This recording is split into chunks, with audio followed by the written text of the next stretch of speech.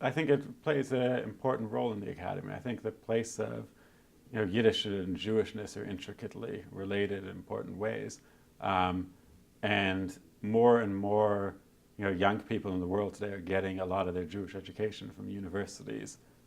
Certainly, I think young people and the young people's relationship with synagogues has been declining, and I think even summer camps aren't having the influence that they once did, and more people are turning to the universities, and that their first meaningful relationship with Judaism comes from universities. At least that's what I see at Indiana University, which may not be the way it is at other universities. But we're encountering a lot of people who are committed to Judaism, and they're first encountering this through the university. And Yiddish is an integral part of that Jewish identity.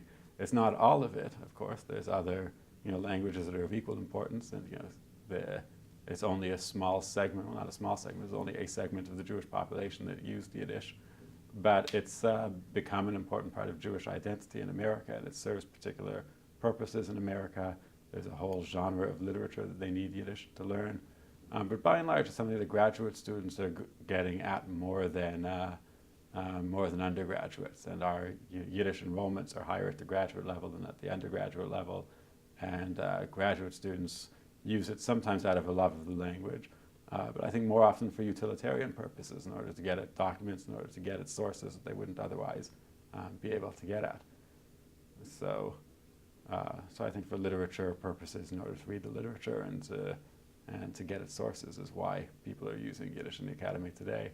I think what's maybe changing is there's a turn towards understanding the variations of Yiddish and the different Yiddish dialects, where the standard Yivo Yiddish is, I guess, still mostly what's taught, but people are beginning to understand that there's a lot of other ways of speaking Yiddish, and that since Yiddish wasn't standardized until late, it's has a lot of different modes of presentation.